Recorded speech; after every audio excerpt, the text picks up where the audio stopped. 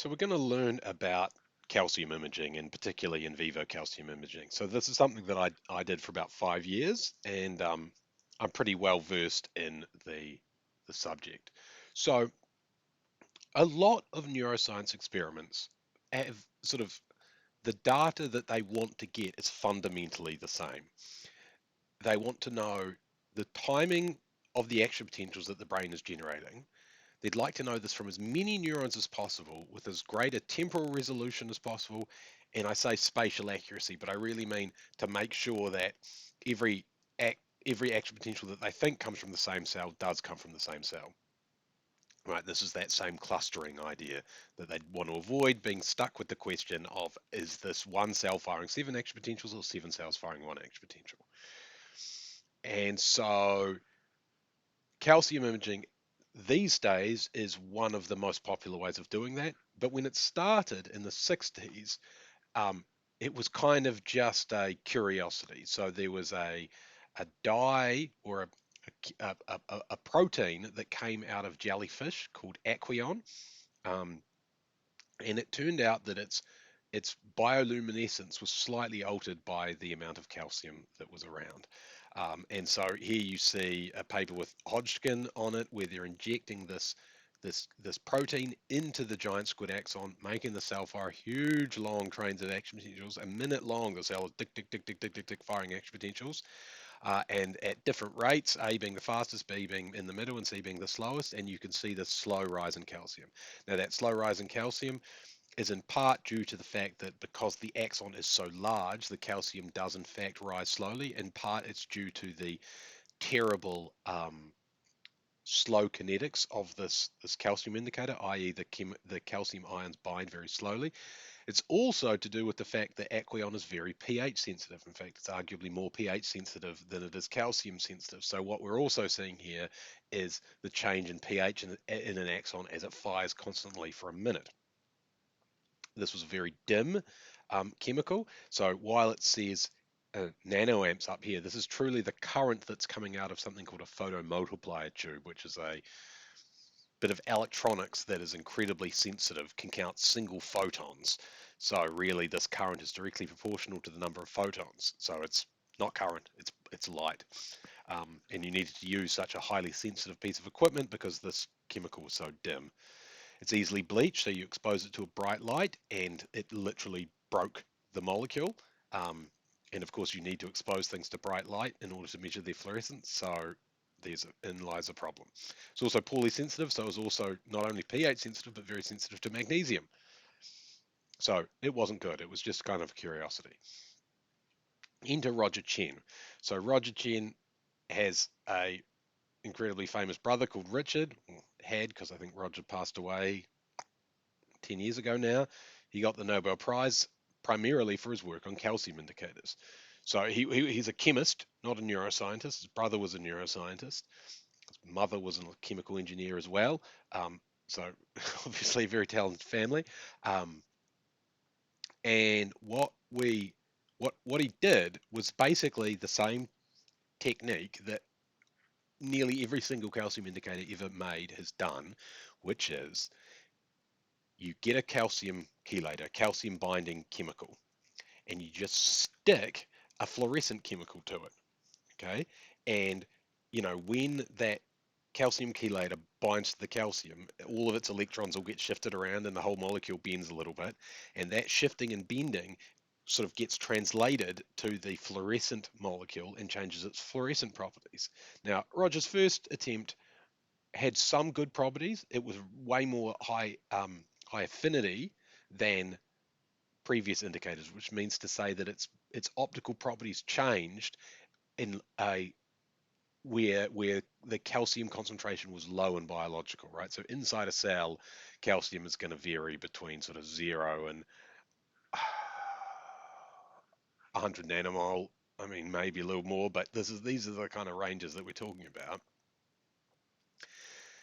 It did have a very strange property though, which basically nobody nobody wanted, nobody used again. It was just the first try, which is a normal calcium indicator gets brighter when you bind calcium. So it flashes bright when you get calcium. Some of them to be fair, or those are mostly voltage indicators to be fair, but some of them do get dimmer when they bind calcium.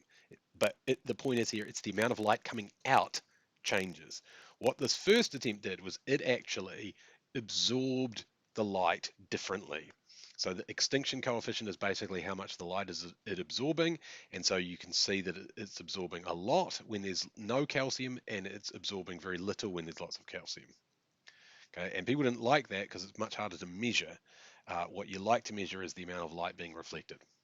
So next year, Roger Tsien did something far more useful, which is develop the idea of this AM ester, which is basically you get two of these fluorescent molecules, you join them together with an ester chemical bond, and cells and plasmas are full of esterases.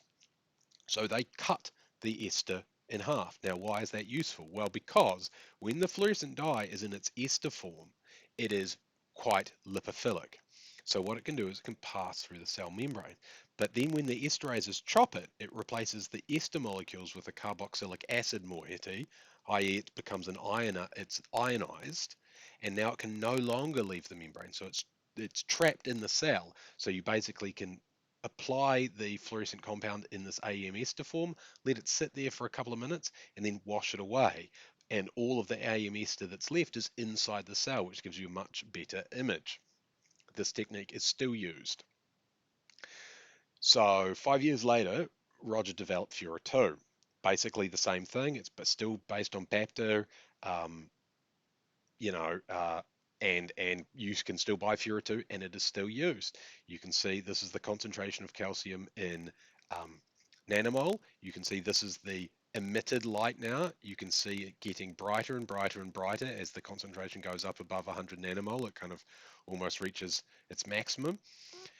So we're sort of two for two. It's high affinity. Its brightness changes by, quite a lot in this kind of range. But it had another property, which basically, if you look at the ratio of the brightness at this peak versus this peak, i.e., this wavelength versus this wavelength, you get an accurate measure of the calcium concentration. Now, you may be looking at that and be confused. Hang on, can't you just look at how bright it is, right? It's this bright if it's got 65 nanomoles. It's this bright if it's got 227 nanomoles, right? Can't you just look at the brightness? No, no, you can't for about 900 reasons. The first and most important one is that brightness depends, the absolute brightness depends on how much of the dye got into the cell, and you don't really control that. So you've got to look at some sort of relative measure. So you can look at the relative brightness of at this wavelength to this wavelength, and then you can measure the absolute calcium concentration, which people really wanted to do at the time. So it didn't take them long to put the dye in neurons. So this is the cerebellar Purkinje cell, which is this beautiful massive cell with this sort of very tree-like dendritic structure. And then it fires in this sort of oscillating pattern, and they could then measure the absolute concentration of calcium in the dendrites during this. And what you see here, importantly, is that the calcium concentration is higher in the dendrites than the cell body. That's just a surface area to volume thing that there's, well, not just, but that's the primary cause of it, is that there is very little volume in the dendrite, so that as the calcium comes in, it can increase the concentration a lot more.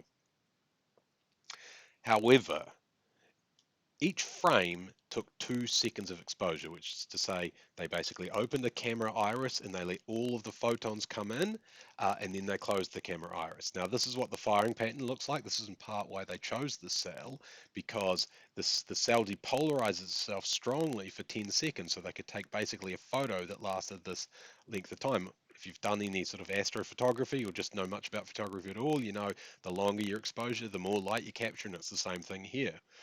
So, sort of beautiful figure, right? Important result.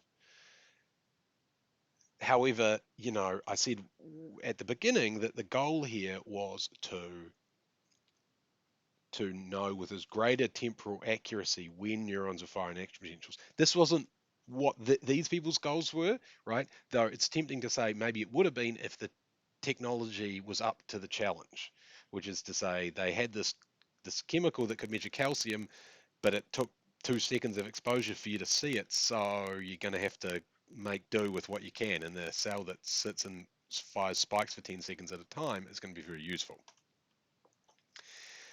3 years later, the same dye was used in vivo for the first time here in a Drosophila.